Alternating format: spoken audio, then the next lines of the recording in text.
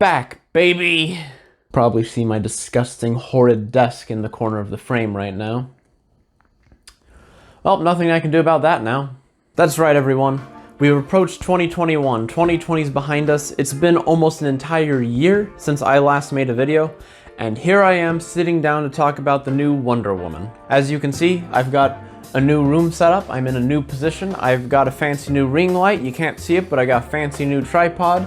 And I also have decided to completely remove the script process from this review because it already takes me forever to edit and even longer to script.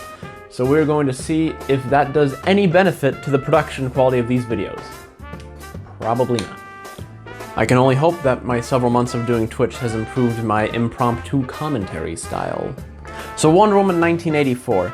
This movie had a lot of different feelings about it from what I recall in the lead up to it. I remember people months ago when the trailers were first coming out being very excited for it and also not very excited for it. It was pretty obvious that there was a massive tone change between the two movies, and it was a little hard to gauge if it was for the better or for the worse. Although I think it's pretty safe to assume that most people were on the more positive end of the spectrum in regards to this film's release.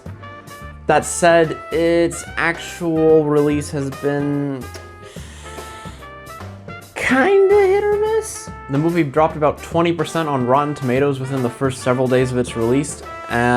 Take for that what you will. So before we get too deep into the new film, I would like to quickly establish what my feelings of the first film were. Original Wonder Woman is probably my favorite of the DC films from which I've seen.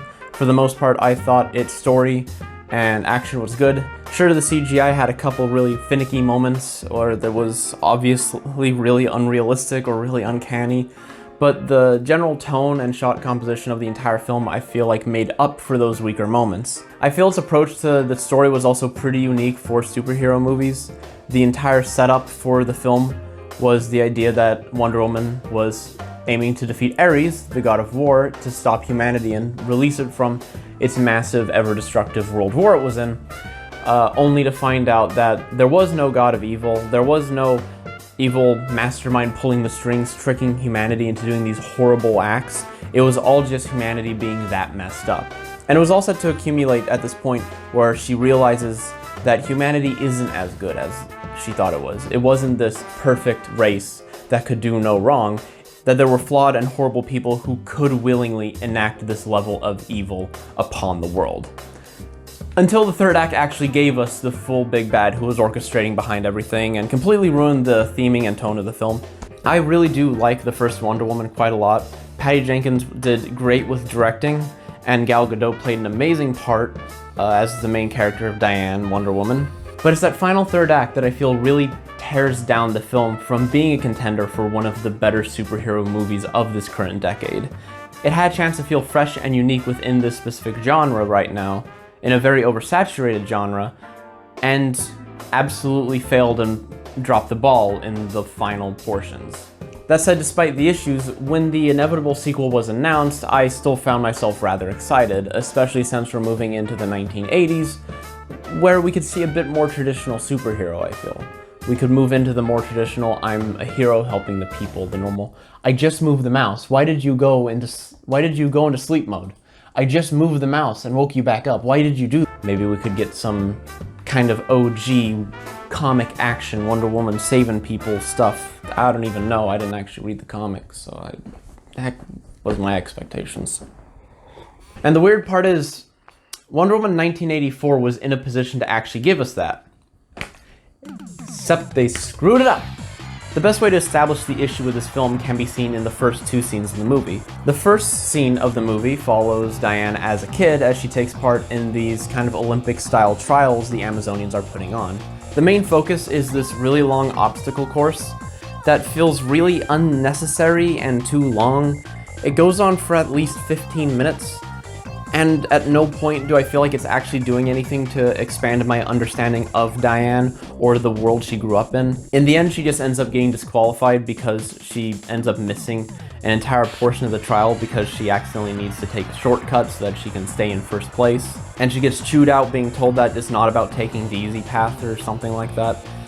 Overall, by the end of the scene, it just feels incredibly unnecessary and very, very weirdly boring despite the amount of effort they put in to make it look good. And then I don't even know if it really looked that good. Most of the props for that whole segment were just CGI and really obvious looking CGI that was probably more complicated than it needed to be. You could have just had a normal heckin' obstacle course or something.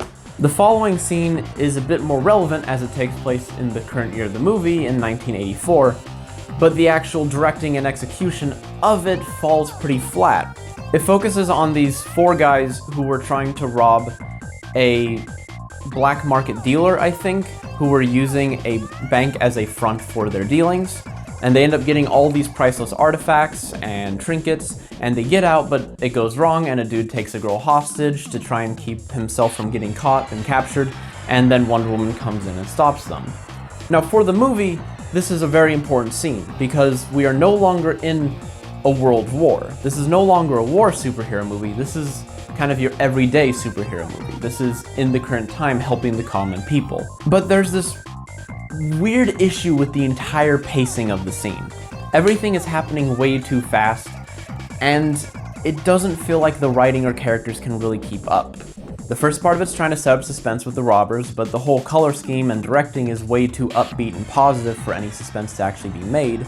And when Wonder Woman appears, they try and go for the kind of Superman-esque feel where she's here throwing guys around and grabbing children and dropping them on toys and throwing them to safety.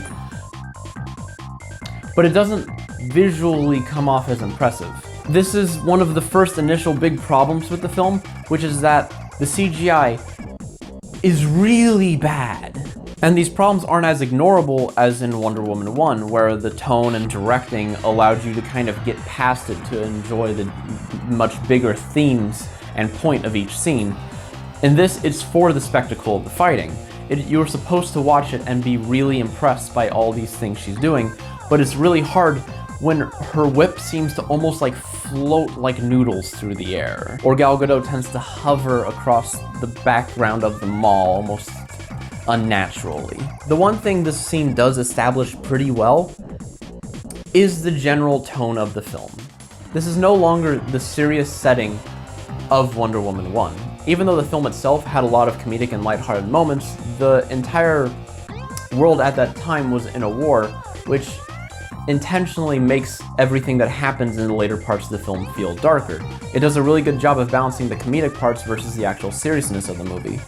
Wonder Woman 2 is almost the complete opposite. The Wonder Woman 1984 is a much more comedic and lighthearted film. It's a much less serious and much easier to just casually enjoy. But that doesn't mean this tone is actually that good. Yes, it is meant to be a more upbeat, positive movie. But when contrasting that against what the first movie does, it makes these movies feel eons apart. It's actually hard to put these two next to each other in the same universe in my head, or even a part of the same movie series. The first movie tried to have a deeper theme to it. This one doesn't, and tries to be incredibly lighthearted alongside that. It doesn't mesh really well and feels way too contrasting, and in some ways kind of alienating to people like me who really enjoyed the first movie and wanted to see more like it. That doesn't mean the sequel had to be in of World War II, of course, but I feel you could have still done Wonder Woman saving people and being your everyday hero, yet still with a more darker and more deeper thematic twist. The key issue that holds this film back from being anything more than just your mindless, fun superhero film is the fact that Deanna is really, really boring in this movie. My coffee needs to really stop doing that. While her serious and more straightforward tone worked well in Wonder Woman 1, because she was also kind of in that fish out of water situation, while in the first movie she was very serious, very get business done kind of personality, which she still has in this film, the first movie balanced it out with the fish out of water trope. She wasn't used to this world, and so there was a lot of her having to go through adjustments and a lot of internal issues to balance out her general overt blandness, I guess you could say. It gave her more than just the personality of I am very serious. That's almost her entire personality in this movie. Yes, she is a lot more in control and she feels like your everyday woman, which allows her to blend in while also being a superhero who understands humans and understands society. But as a character to follow, it comes off as just really boring. Gal Gadot is a great actress for Wonder Woman, don't get me wrong. I think her performance is fine. I think if anything, it's more an issue with the writing and directing of her character that's at fault here. But it's very clear that Wonder Woman is not as fun to watch in this film as she was in the others. This isn't helped by the fact that I actually think her arc for this film isn't interesting. At one point in the film, she wishes for her dead boyfriend Chris Pine. At one point in the film, she accidentally ends up wishing her dead boyfriend Steve from the first movie back to life. To balance this though, she ends up having to slowly lose her powers as the film goes on, slowly becoming weaker and become more of that as a normal human. So she ends up having to have this internal struggle of wanting to keep what she wants, but having to let go of it so that she can be able to fight and continue to protect humanity. While this plot isn't bad in its own right, it's just not written strong enough for her to actually carry it effectively through the film. The first movie's arc of her was her having to realize that humanity isn't as good as she thought it was and having to come to terms with her whole worldview being changed. This film, while a lot more personal, just doesn't convey the internal struggle as effectively.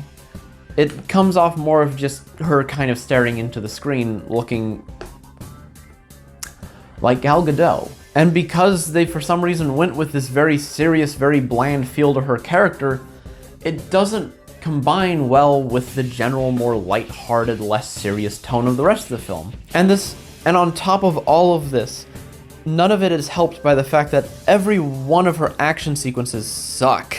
Not because the choreography isn't good, it's because they couldn't quite get the CGI to work right. If you're just seeing some of these moments, just through the little sequences I'm putting up in post, then it probably doesn't look too egregious to you, but watching these occur sequentially, one after the other, it gets really hard to actually focus or get excited for any action playing out. The CGI doesn't exist in like the bad realm, where things like Food Fight or Jaws 3D is, but it doesn't quite make it to the quality that we see in other Marvel films or even other DCEU films. It exists just right on the cusp of the uncanny valley. It overall looks fine, but it just lacks the remaining push of realism it needs to not make the viewer visually uncomfortable. And because it is present in almost every single action sequence, it just doesn't feel right. The whole film is almost brought down by this factor, because the action in the superhero movie suddenly isn't fun to watch. It is not fun to watch Diana's whips move almost against her hand movements. It's not fun to watch Diana run like Linkara does in one of his movie reviews. And all these facts tied together mean that Wonder Woman, the key character of this film, is one of the least interesting to follow in the whole film. Which is also a problem when a majority of the side characters are just as uninteresting. You have Barbara, played by Kristen Wiig, who has probably the most predictable arc of the entire movie. Chris Pine does fine for the most part, but there's nothing really special about his character. It feels just like they took his character from the first movie and put him in 1984, which is exactly what happened, but somehow just not as fun as you would first imagine it would be. The only character I really like in this film is the antagonist, Maxwell Lord, played by Pedro Pascal. And it's not because his character is amazing, it really isn't, but he brings a real sense of fun to this entire movie. It is enjoyable to watch him go on this weird power trip as he's just granting people's wishes and taking what he wants from them. I enjoy every scene he's in. He just has such a fun energy to him. I'm constantly spilling coffee, oh my gosh. The final issue I want to address with this film is the theme. What was the point? I really got nothing out of this movie. And I feel like in part that's because the theming of it was kind of all over the place. On one hand, you had this idea that you can't like half-ass your way to the place you want to be, but on the other hand, you have this idea of letting go of what you want to be the better person and for the betterment of humanity. They just don't really feel like they develop that well throughout the film. They kind of just come out of nowhere in certain moments and be like, this is the moral, this is be good, be good. It kind of feels like, for the most part, the film just kind of ignores the idea of it having any kind of theme or morals until until the last arc, in which it shoves all of its meaningfulness just right there in the last like hour and 15 minutes. But also doesn't do that really well. There's like a whole 10-minute monologue by Diana at the very end of this film that like I tuned out of really quickly because it was so boring. They just decided to stop the entire climactic fight so that she could monologue to just the viewers and everyone there about what the point of the film was, and I still somehow didn't get it. Am I the one at fault here? Am I not smart enough to comprehend this film? Was Wonder Woman 1984 just too high of art for me to actually understand and comprehend its effective storytelling and thematic relevance?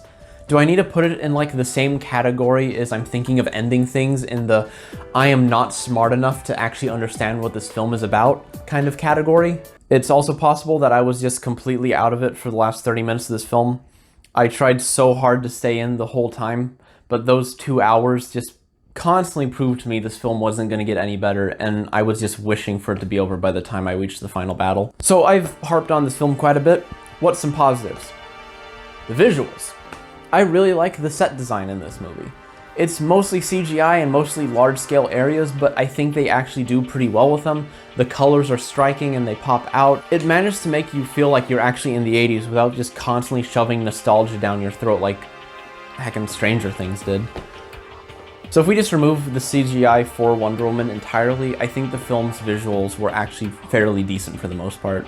They were the best part of sitting through this movie. So Wonder Woman 1984, probably the last film I am watching in 2020. I don't know what that says, but I don't think it's good. I'm giving this movie 1.5 stars. It's not great. It's also not the worst thing I saw this year. That'd be these two. Those of you who watched the movie, go ahead and comment your feelings on it down below. Let me know if I'm too much of an idiot to actually comprehend the quality that was present in this movie. If you have any other films that you really liked that came out in 2020, let me know. Now that the year's pretty much over, I'm trying to go through a watch through of films that I missed out on. I actually have 2 other videos that are in the work that aren't these unscripted reviews that I'm probably going to keep putting out in between things. So if you're interested in those, go ahead and give this a like and subscribe for more content and to stay updated on my film opinions, I guess. Don't know why anyone would want to care about that. In the description, there's also a link to my Let's Play channel I do with my friend Conversation Basket. We are playing through a Pokemon Platinum Nuzlocke and The Witcher 3 simultaneously. And I'll also include a link to my Twitch channel where I try and stream games as much as I can, guaranteed every Monday night at about 7 or 8 p.m. depending on what's going on with my schedule. And if I can fit it in, I try and do another stream or two else throughout the week. Thank you all for watching, and I'll hope to see you on another movie review.